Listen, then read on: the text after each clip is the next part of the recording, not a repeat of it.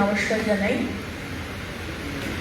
আজকে রবীন্দ্র ভারতী বিশ্ববিদ্যালয় 22শে শ্রাবণে এই কক্ষে উপস্থিত হয়েছেন আমাদের সম্মানীয় উচ্চশিক্ষামন্ত্রী পশ্চিমবঙ্গ সরকার জগন্নাথ চট্টোপাধ্যায় মহাশয়, রয়েছেন আমাদের সম্মানীয় উপাচার্য অধ্যাপক সন্দীপ কুমার চক্রবর্তী মহাশয়, রয়েছেন কর্মসচিব অধ্যাপক নুপুর গাঙ্গুলি মহাশয়া, ডিন কলা অনুষদ অধ্যাপক সোমা ব্যানার্জি মহাশয়, ডিন দৃশ্যকলা সম্মানীয় পরাগ রায় মহাশয়, ডিন চারুকলা সম্মানীয় কঙ্কনা মিত্র মহাশয়া, রয়েছেন আমাদের ABRSM-এর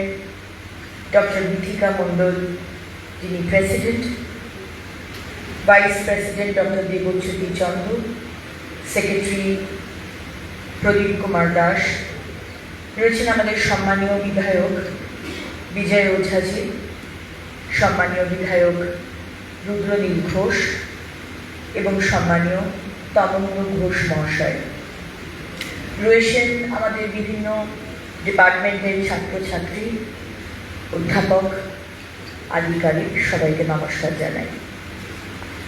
আজ 22শে শ্রাবণ। এই দিনটা এলেই আমার ছোটবেলার অনেক দরজা একসঙ্গে খুলে যায়, মনে হয় সময়টা একটু পিছিয়ে গেছে।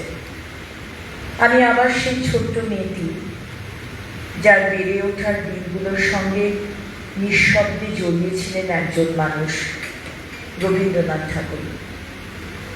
তখন অবশ্য তাকে এত বড় করে চিনতাম না, জানতাম তিনি কবিগুরু, জানতাম তার লেখা কবিতা পড়তে হয়, তার গান গাইতে হয়। কিন্তু বড় হতে হতে বুঝেছি রবীন্দ্রনাথকে শুধু পড়া বা গাওয়া যায় না, তাকে সঙ্গে নিয়ে বড় হওয়া যায়। আমার ছোটবেলায় রবীন্দ্রনাথ ছিলেন বাড়িরই একজনের মতো। সকালে ঘুম ভাঙার পর স্কুলে যাওয়ার আগে কোনো অনুষ্ঠান উপলক্ষে কিংবা নিছক নিজের মনে কোথাও না কোথাও তার গান এসে হাজির হতো। আলো আমার আলো, এই গানটির মধ্যে যে কি আশ্চর্য উজ্জ্বলতা, তা ছোটবেলায় হয়তো বুঝিনি, কিন্তু গানটি শুনলেই মনে হতো চারপাশটা যেন একটু বেশি আলোকিত হয়ে উঠেছে। আবার বর্ষার দিনে শুনতাম এসো শ্যামল সুন্দর, জানলার কাছে বৃষ্টির জল, বাইরে ভেজা গাছপালা, আর ঘরের মধ্যে রবীন্দ্রসঙ্গীত বর্ষাকে যেন অন্যভাবে চিনতে শিখিয়েছিল। শুধু গান নয়, তার লেখাও ধীরে ধীরে আমার জীবনের অংশ হয়ে উঠেছিল। সহজ পাঠ দিয়ে যে পরিচয়ের শুরু, তা পরে গিয়ে পৌঁছল গল্পগুচ্ছর কাছে। কাবুলিওয়ালার রহমত, পোস্টমাস্টারের নিঃসঙ্গতা, ছুটির ফটিক, এই চরিত্রগুলোকে পড়তে পড়তে বুঝতে শিখেছিলাম মানুষের মন কতটা গভীর, কতটা অচেনা। তারপর বয়স একটু বাড়ল, রবীন্দ্রনাথও যেন বদলে গেলেন আমার কাছে। সোনার তরীর কবিতা পড়তে গিয়ে মনে হলো কবিতা শুধু মুখস্থ করার বিষয় নয়, তার ভিতরে একটা পৃথিবী লুকিয়ে থাকে। নিচ্ছরের স্বপ্নভঙ্গ, যা পড়লে মনে হতো ঘুমিয়ে থাকা কোনো এক শক্তিকে যেন জাগিয়ে তুলছেন কবি। আর চিত্ত যেথা ভয় শূন্য, এটা তো শুধু কবিতা নয়, যেন জীবনের কাছে একটা প্রার্থনা। বড় হতে হতে প্রেমের গানও শিখলাম তার হাত ধরেই। আমার পড়ানো যাহা চায়, এই একটি গানের মধ্যে যে কত কথা, তা হয়তো জীবনের প্রতিটি বয়সে নতুন করে বোঝা যায়। রবীন্দ্রনাথের এই জায়গাটি আমার সবচেয়ে বেশি টানে। তিনি একই মানুষকে একই গান দিয়ে জীবনের বিভিন্ন সময়ে ভিন্ন ভিন্ন উত্তর দিতে পারেন। কখনো তিনি আমার আনন্দের সঙ্গী, কখনো বা মন খারাপের। কখনো তিনি প্রশ্ন করেন, কখনো উত্তর দেন, কখনো শুধু পাশে বসে থাকেন, কোনো কথা না বলে। যদি তোর ডাক শুনে কেউ না আসে তবে একলা চলো রে। ছোটবেলায় হয়তো এটাকে শুধু একটা গান হিসেবে চিনতাম, কিন্তু বয়স বাড়ার সঙ্গে সঙ্গে বুঝেছি একলা চলার সাহস আর নিজের পথ বেছে নেওয়ার শক্তির কথাও তিনি কত সহজে বলে গেছেন।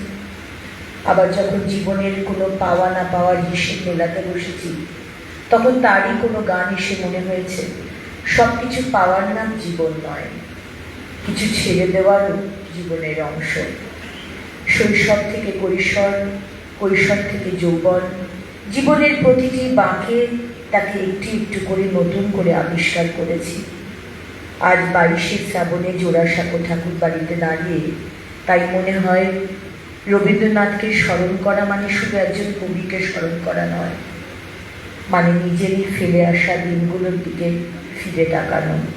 যে দিনগুলোতে প্রথম তার কবিতা পড়েছিলাম, প্রথম কোনো গান গেয়েছিলাম, প্রথম কোনো গল্প পড়ে মন খারাপ হয়েছিল, প্রথম কোনো পংক্তি পড়ে মনে হয়েছিল তো ঠিক আমারই কথা। আজও যখন রবীন্দ্রসঙ্গীত শুনি মনে হয় শৈশবের সেই দিনগুলো খুব দূরে যায়নি, শুধু আমার বা আমরা বড় হয়ে গেছি। রবীন্দ্রনাথ যেন একই জায়গায় দাঁড়িয়ে আছেন, হাতে তার গান, পাশে তার কবিতা, সামনে তার অসংখ্য চরিত্র আর গল্প। আমরা শুধু বয়স বললে তার কাছে ফিরে ফিরে যাই। তাই 22শে শ্রাবণ আমার কাছে শুধু প্রয়াণের দিন নয়, এদিন মনে করিয়ে দেয় কেউ কেউ চলে গিয়েও আমাদের জীবন থেকে চলে যান না, বরং আমাদের স্মৃতির ভিতরে, আমাদের ভাষার ভিতরে, আমাদের গানের ভিতরে, আমাদের অনুভবের ভিতরে আরও গভীরভাবে থেকে যান। আমার কাছে রবীন্দ্রনাথ ঠিক তেমনই একজন, ছোটবেলা থেকে আজ পর্যন্ত আমার পথ চলার নীরব সঙ্গী। আর হয়তো যতদিন বাঁচব জীবনের প্রতিটি নতুন বাঁকে আবার তাকেই নতুন করে চিনব। অনেক ধন্যবাদ, নমস্কার।